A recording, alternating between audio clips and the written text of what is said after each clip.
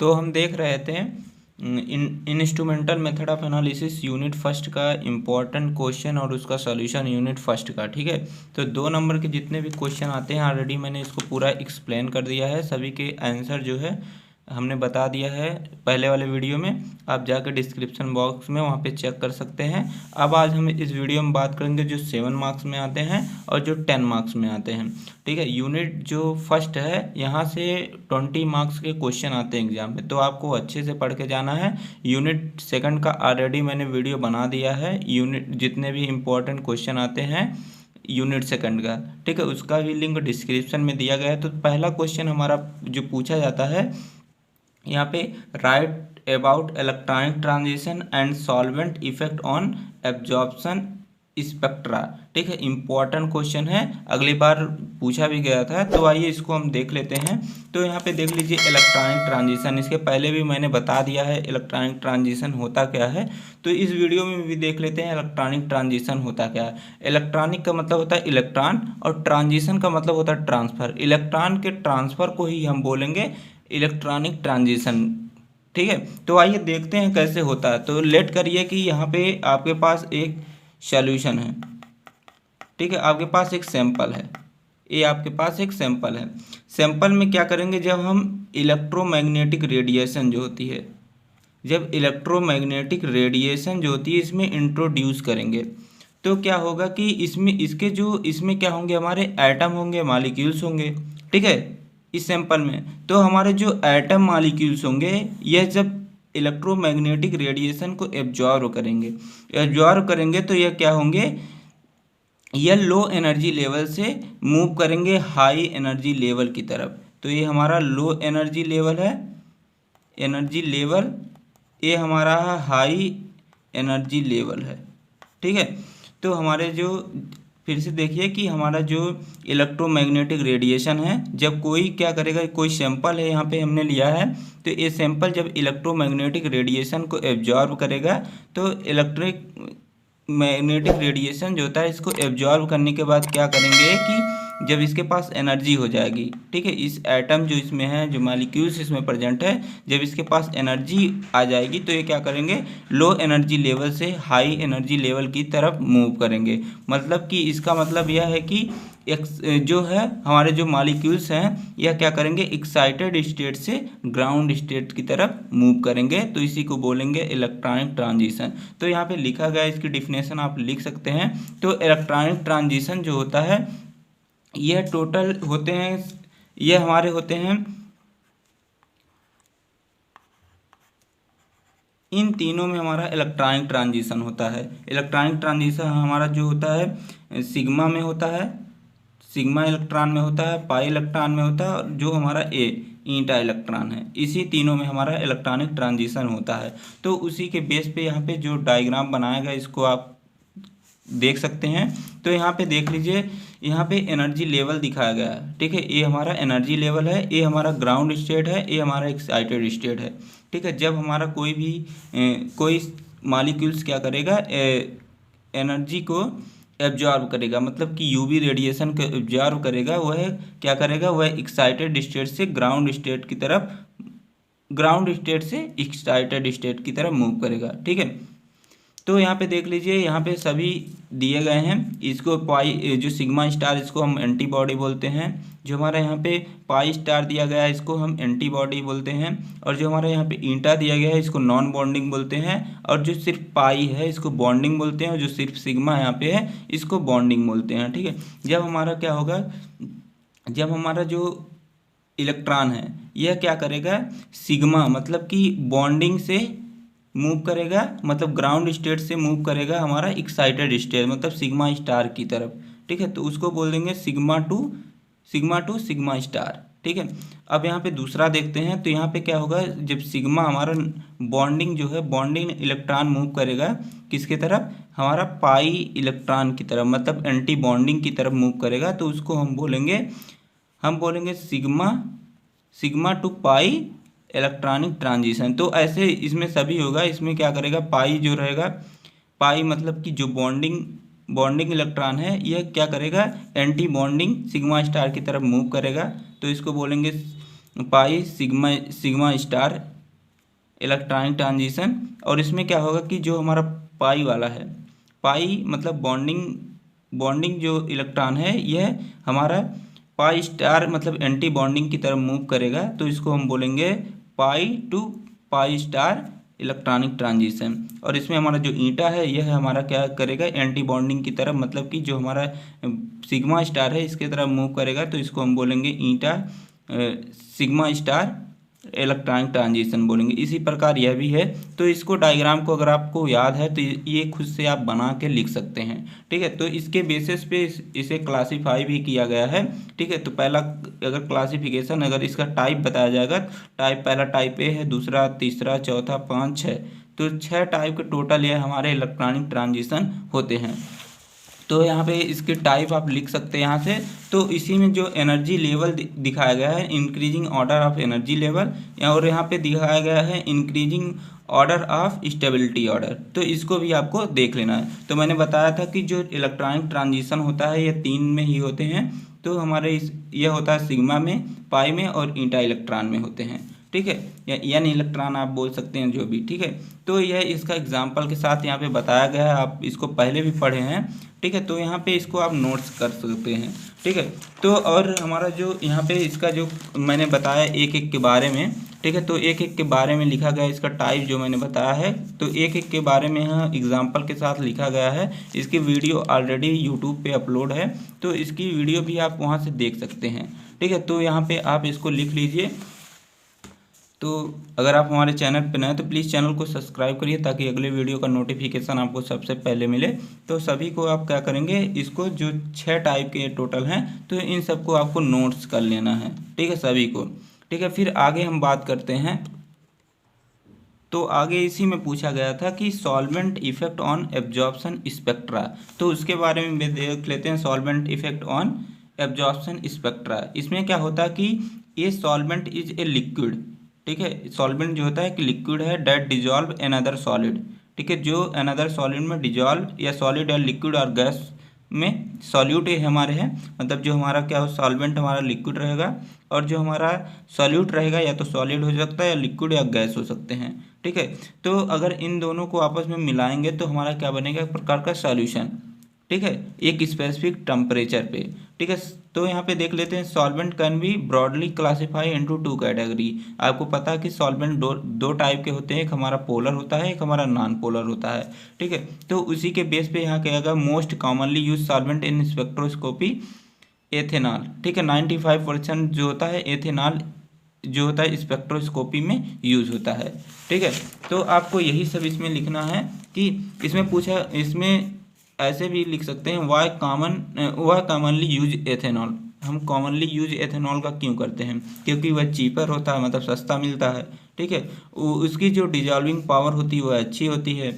Ethanol जो होता है यह 210 नैनोमीटर से ज़्यादा की जो रेडिएशन है उसको एब्जॉर्ब नहीं करता है, इसलिए हम इसका यूज करते हैं। तो यहाँ पे अलग अलग जो सॉल्वेंट हैं, यहाँ पे अलग अलग सॉल्वेंट लिखे गए हैं, तो जो एथेनॉल के अलावा यूज किए जाते हैं, तो यहाँ पे इसको आप लिख सकते हैं, ठीक है। इन सब की वीडियो ऑलरेडी यूट्यूब पे अपलोड है, प्लेलिस्ट से जाके आप वहाँ पे देख सकते हैं। तो यह भी है solvent effect on electronic transition. तो यहाँ पे लिखे गए हैं कौन कौन से सॉल्वेंट हैं, ठीक है। तो पहला इसमें जो होते हैं जो alpha beta unsaturated carboxylic compound show two different shift, तो 2 डिफरेंट शिफ्ट जो कार्बोक्सिलिक कंपाउंड होते हैं, कार्बोनिल कंपाउंड होते हैं, ये क्या करते हैं, 2 डिफरेंट शिफ्ट को शो करते हैं। पहला हमारा आता है जो है EN to pi star transition, ठीक है, तो इसको यहाँ से लिख सकते हैं, ठीक है। और सेकंड हमारा आता है कि जो पाई टू पाई स्टार ट्रांजिशन, तो पाई टू पाई स्टार ट्रांजिशन भी यहाँ से आप इसको लिख सकते हैं। इन सभी की वीडियो ऑलरेडी बनी है, ठीक है। तो यहाँ से आप लिख के इसको क्या कर सकते हैं, कंप्लीट कर सकते हैं। फिर आगे बात करते हैं।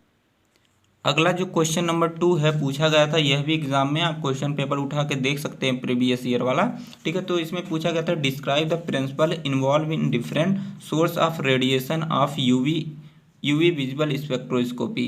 यूवी विजुअल स्पेक्ट्रोस्कोपी में कौन कौन से डिफरेंट टाइप के सोर्स ऑफ रेडिएशन यूज किए जाते हैं उसके बारे में बताना है। तो आइए इसका देख लेते हैं सोर्स ऑफ रेडिएशन कौन कौन सा है। तो सोर्स ऑफ रेडिएशन में जो यूज किया जाता है पहला हमारा हाइड्रोजन डिस्चार्ज लैम्प, जो वेरी इंपॉर्टेंट है। ठीक है, हाइड्रोजन डिस्चार्ज लैम्प क्या होता है कि इसमें एक एक पेयर ऑफ इलेक्ट्रोड लगे होते हैं। ठीक है, और इसमें क्या क्या ये जो होती है पेयर ऑफ इलेक्ट्रोड जो होते हैं एक ग्लास ट्यूब के मतलब साइड साइड पे लगे होते हैं, और इसके अंदर जो होती है हाइड्रोजन गैस भरी होती है। ठीक है, जैसे हम इसमें क्या करते हैं इलेक्ट्रिक डिस्चार्ज को पास करते हैं, तो ये जो हाइड्रोजन गैस होते हैं इसके जो मॉलिक्यूल्स होते हैं यह क्या होते हैं एक्साइटेड हो जाते हैं। एक्साइटेड होने के बाद ये क्या करते हैं यूवी रेडिएशन को इमिट करते हैं।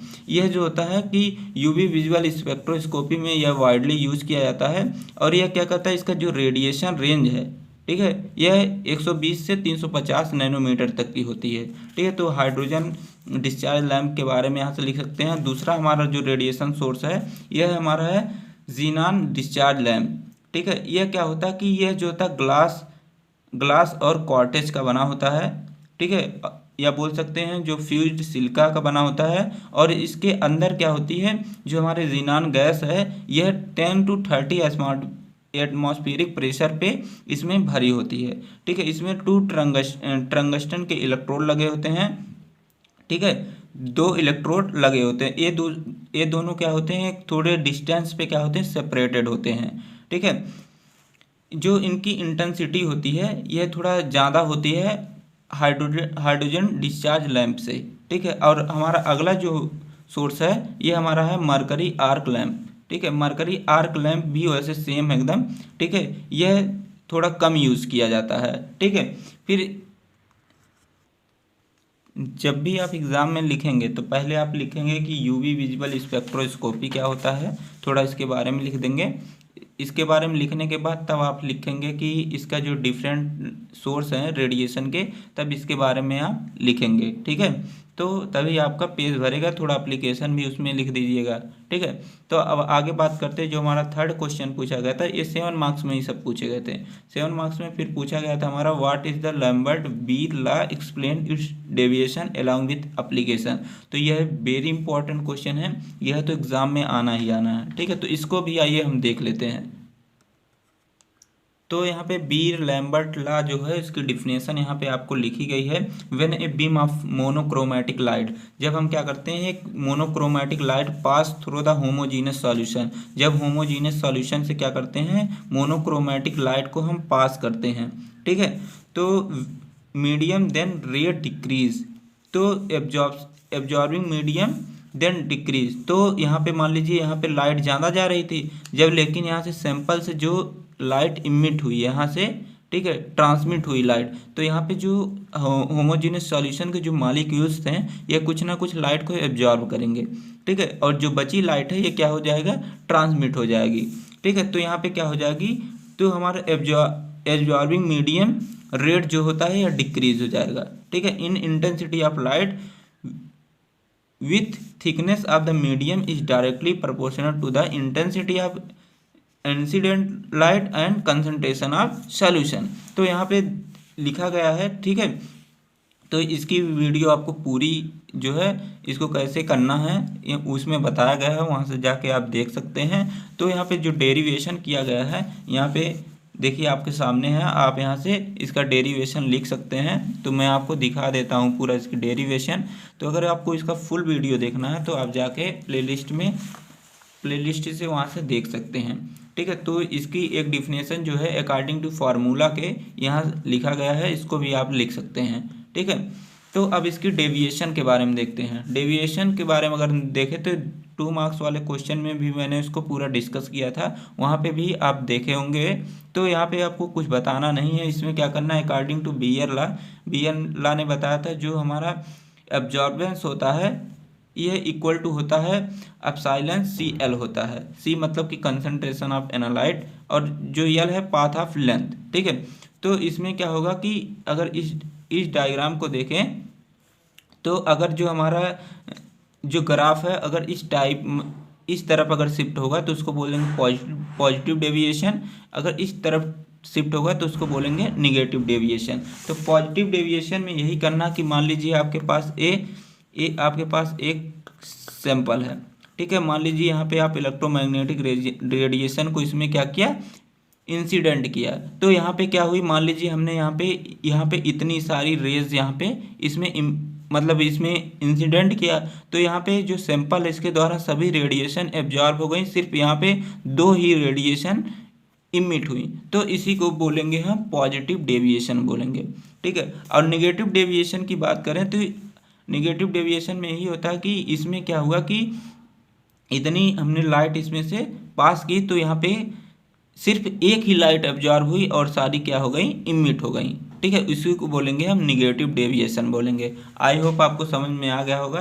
तो डेविएशन यहाँ पे लिखे गए 2 टाइप के होते हैं, एक हमारा पॉजिटिव डेविएशन होता है, एक हमारा होता है निगेटिव डेविएशन होता है। तो आप यहाँ से इसको लिख सकते हैं, जो मैंने अभी एग्जाम्पल दे के बताया है तो आपको यहाँ पे लिखा गया है, ठीक है। तो आप इसको आराम से लिख सकते हैं। तो इसकी रीज़न भी लिखी गई है, क्यों पॉजिटिव डेविएशन होता है और क्यों नेगेटिव डेविएशन होता है, ठीक है। तो इसको आप यहाँ से लिख सकते हैं। तो नेक्स्ट क्वेश्चन की अगर हम बात करते हैं, तो जो 10 मार्क्स में पूछा गया था, enlist the different components of UV visual spectrometer and explain the working of double beam spectrometer along with well level diagram. तो इसकी जो डायग्राम मैंने ऑलरेडी इसको वीडियो बनाई है। तो यहाँ से आप स्पेक्ट्रोमीटर जो होता है, जो स्पेक्ट्रोमीटर है इसमें कौन कौन से कंपोनेंट यूज होते हैं यहाँ पे लिखा गया। पहला हमारा रेडिएशन सोर्स में हाइड्रोजन डिस्चार्ज लैंप होता है, जिनॉन डिस्चार्ज लैंप, अभी जो मैंने अभी आपको दिखाया था, जो 7 मार्क्स में भी पूछा गया था, ठीक है। मरकरी आर्क लैंप होता है। सेकंड हमारा इसमें वेवलेंथ सेलेक्टर यूज होता है, ठीक है।